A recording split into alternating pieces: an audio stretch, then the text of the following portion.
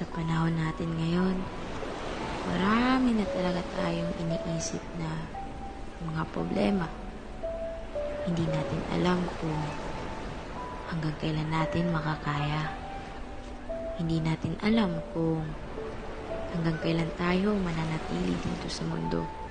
Kaya napag-isipan ko na sa daming problema na darating at dadating pa, pipiliin ko maging masaya lang kasama sila, kaduguman o hindi. Sila ang aking pamilya. Hindi man kami kumpleto, pero ang importante, masaya.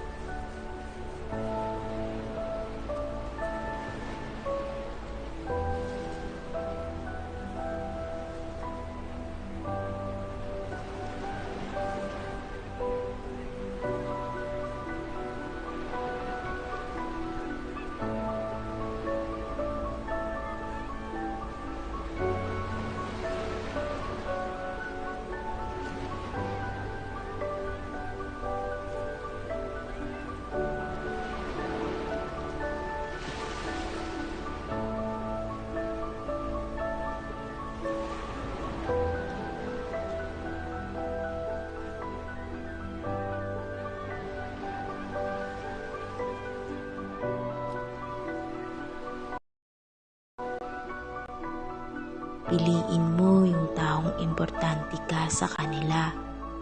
Yung tipong kaduguman o hindi, nagtutulungan kahit walang kabayaran. Importante, masayang magkukwentuhan. Minsan, hindi talaga maiiwasan yung mga tampuhan. Normal lang naman yun. Ang mahalaga, intindihin ang bawat isa.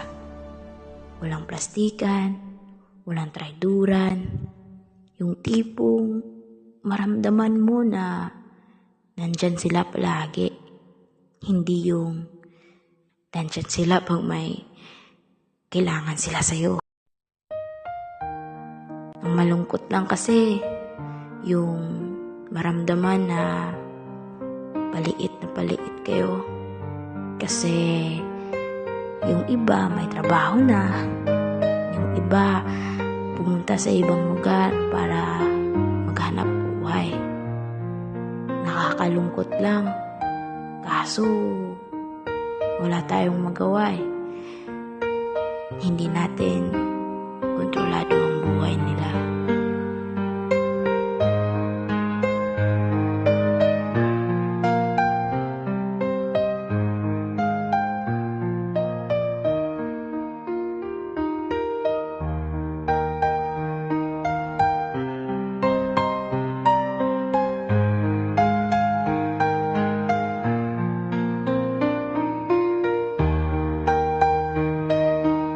Sa gabi man o araw, nakasama ko sila.